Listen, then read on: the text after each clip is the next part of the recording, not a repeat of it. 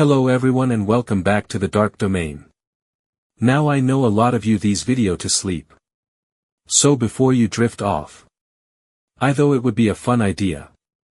If everyone could leave a comment. To let me know where you are listening in the world. Also like and subscribe if you are enjoying the episode. Right, let's get comfy and relaxed and let's. First story is telling my wife forget it and going out by myself for my birthday instead of going to her fancy dinner reservation. This has been an ongoing issue and it came to a head yesterday. My wife is a planner, it is extremely hard for her to just go with the flow. If we are going to do something she needs all the details. She does have OCD, I forgot to include that is why she is such a planner. A while ago she asked what I wanted to do for my birthday. I have been burnt out from work, so I told her I just want to go to a chain restaurant around here on my day. Just a chill night out. I don't want to get dressed up or anything. She asked where and what time. I told her, I'll just pick day off what I am feeling. Maybe I want Olive Garden or maybe I want to get Chinese takeout. I express many times I don't want to plan anything and just go with the day. Really, I just wanted to go eat what I was feeling that day. This week she asked what time and I told her when we both get home, so like 5 to 6 we can go out. She was frustrated I was giving her an answer about where to eat and I told her multiple times what I am feeling that day. She asked if we needed reservations and I told her no, multiple times. We will be a walk-in on a Wednesday to a chain restaurant. She asked if I wanted anything fancy and I told her no. I just wanted a simple night. Yesterday was the issue. I wanted Olive Garden. Go home, get some breadsticks and chill the rest of the night. I get home around 5 and my wife is all dressed up. I asked why and she said she made reservations for the fancy sushi place in the city. She said it was a surprise and we need to leave in about 20 minutes.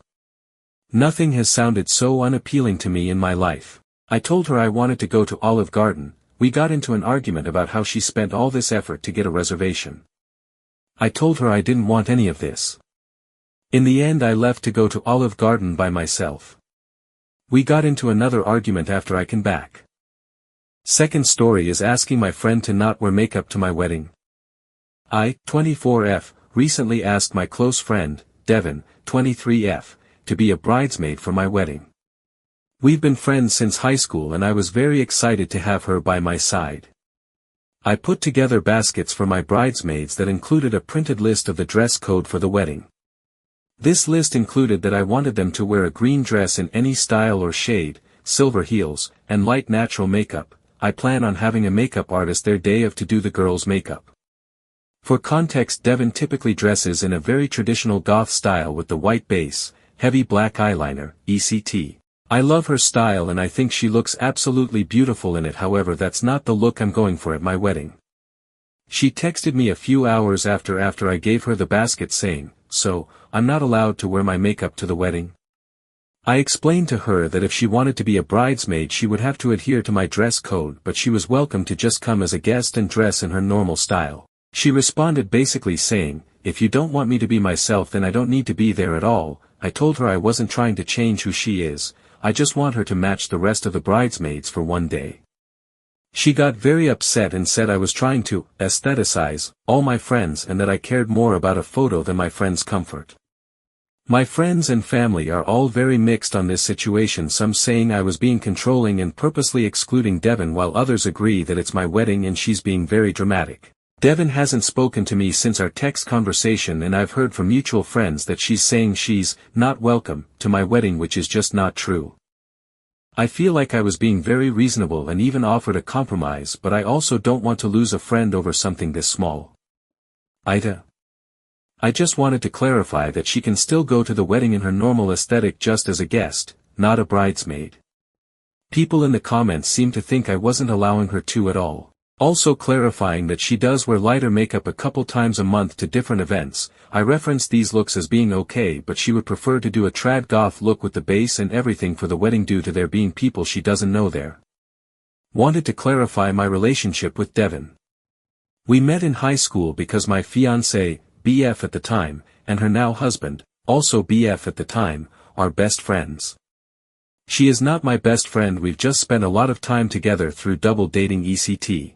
Also, I was a bridesmaid in her wedding and adhered to her dress code, a specific deep red dress for bridesmaids and much more dramatic style of makeup than I typically do done by a makeup artist. Third story is leaving my friend at a restaurant after she tested me. Throwaway BC, a lot of my friends are on here. So I, 23F, have a close friend, 24F, who we'll call Stella, who has this really annoying habit of doing little things to test our friendship. She'll say stuff like, I just wanted to see if you'd notice I was upset, or, I wanted to see if you would drop what you were doing to help me. This really pisses me off, and I've told her before that I would really love it if she stopped doing that and just talked to me openly if something was bothering her. Last weekend we went out to dinner with 2 friends. At the end, we asked for separate checks.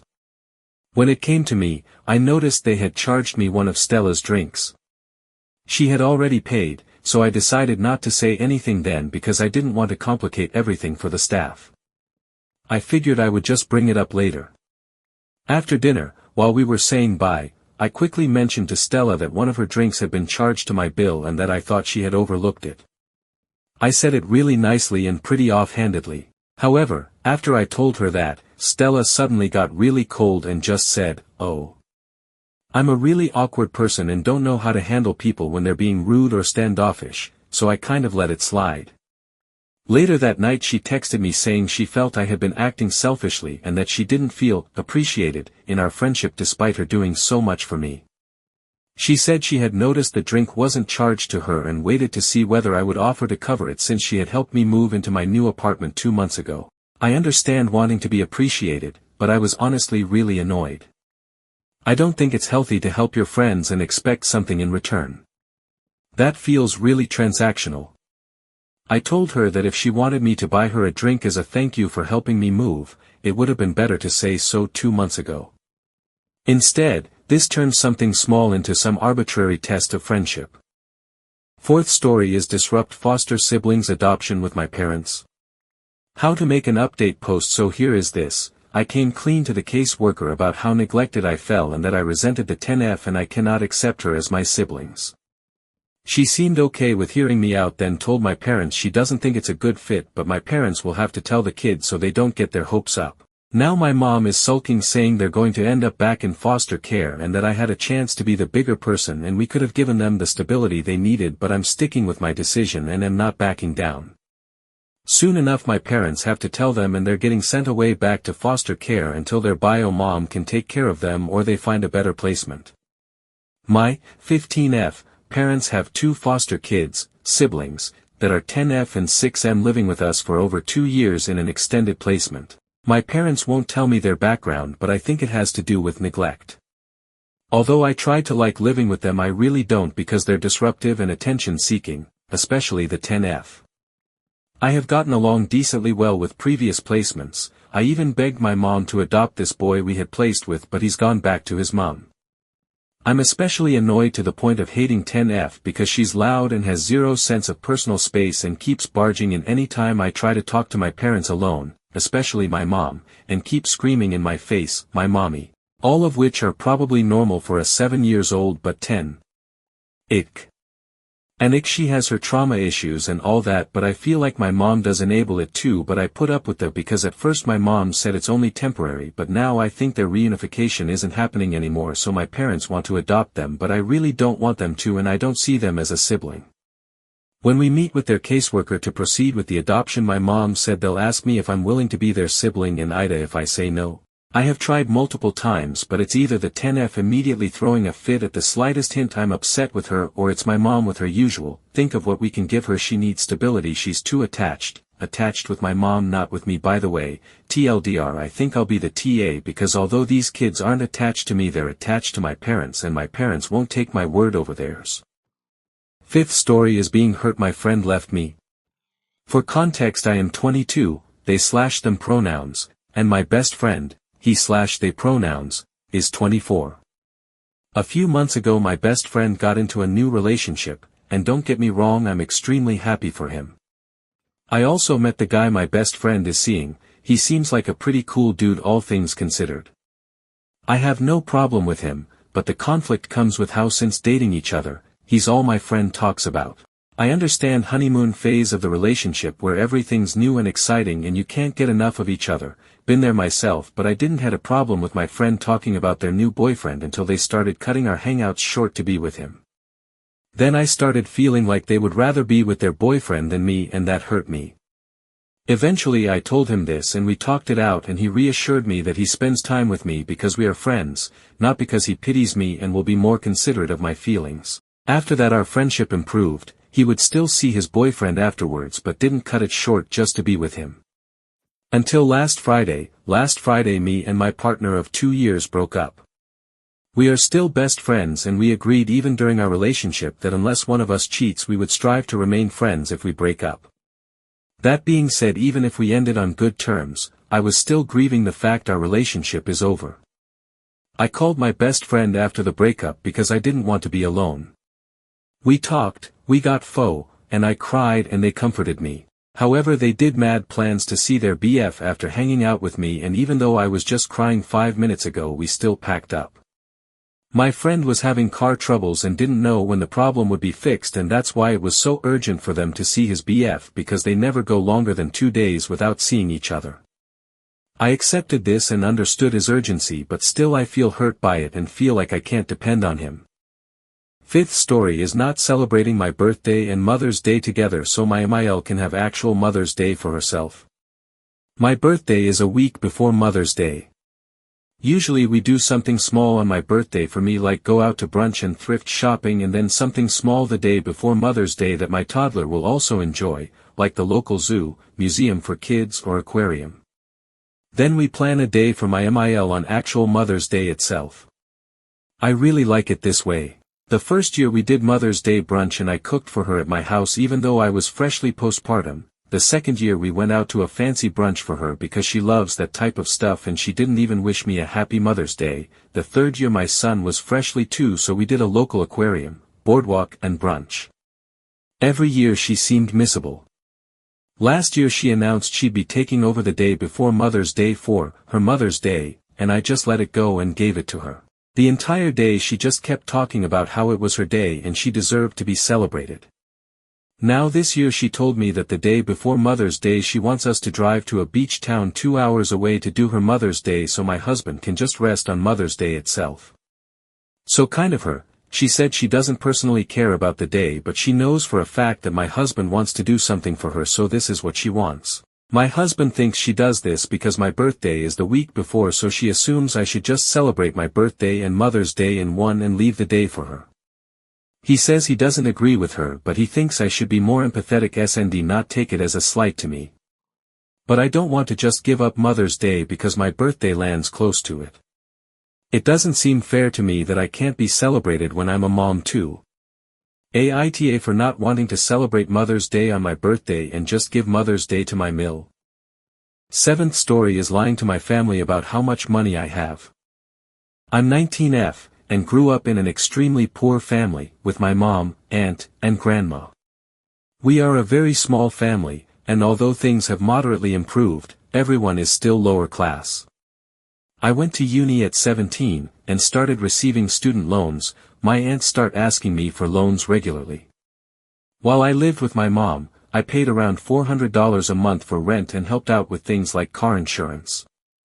I had to move out at 18 due to constant arguing and strains on my mental health, and since then she has also occasionally been asking for loans. After I moved out, I got a part-time minimum wage job to help with the rent and my car, and while I'm not great at saving, I've been trying to put away small amounts each month with the hopes of saving for a deposit on a house. At one point, my mom confessed to me she had maxed out her credit cards, and I ended up emptying my savings, both helping her and giving my aunt loans of $200 plus at a time, some of which I never saw back.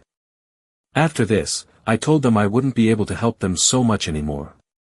Except recently, they ended up back in exact same situation. I've replenished a good amount of my saving, but after a long talk with my grandma, who has also been giving them loans, she urged me to keep my savings private. So for the last 6 months, I've still given them smaller amounts, telling them that's all I can afford.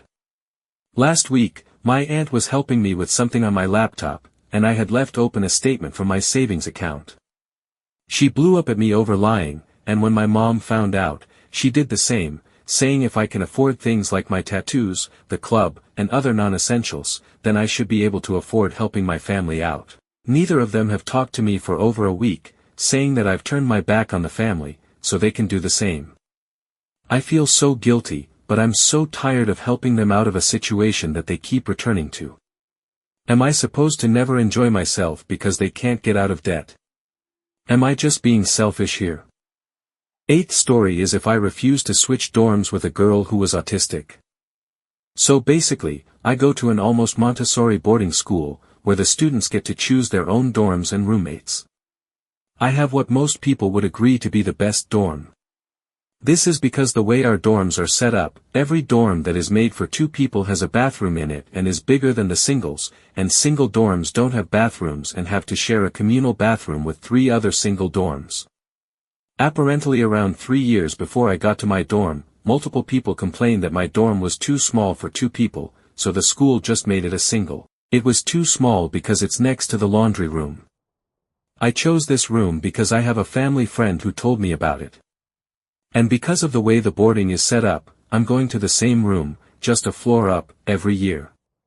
So, where the problem starts is that a girl transferred to our school this year, and is autistic. The school has rooms for people who have disabilities, however, I've never been in one of them. Before spring break, she knocked on my door and asked if we could talk. She basically asked if we could switch dorms, but not really, because I don't qualify for a disability dorm, because my dorm would be better adjusted for her, because it's close to the laundry room, has a window that faces the quad, etc. I feel bad, because she said that she lives out of state, and has to spend all weekends and smaller breaks on campus, whereas I live pretty close by and frequently go to my own house, basically whenever I want. And because she is also new and doesn't have many friends on campus, she's also probably gonna spend a lot of time in the dorm. I talked to my school before break, and they said I don't have to do it, but if I wanted to, I could be switched to an open single on campus. I really love my dorm and don't want to switch, but I feel like I would be a dickhead if I don't, so whipta. Edit/update I came back on campus today, and saw the girl in the cafeteria. I already emailed her saying that I wasn't going to switch dorms, but I wanted to talk to her face to face. I wanted to be very clear that she wasn't trying to guilt trip me, she just asked because as many of you said in the comments, closed mouths don't get fed. I also want to add that when she initially asked to trade/switch dorms she had good explanation for each reason I put in the original post, I just forgot to add it/don't really know how to word them, lol. Please don't spread any more ableist comments on this post, she is very kind and sweet, and was not weaponizing her autism. She is going to stay in her original dorm, which she says is perfectly fine for her.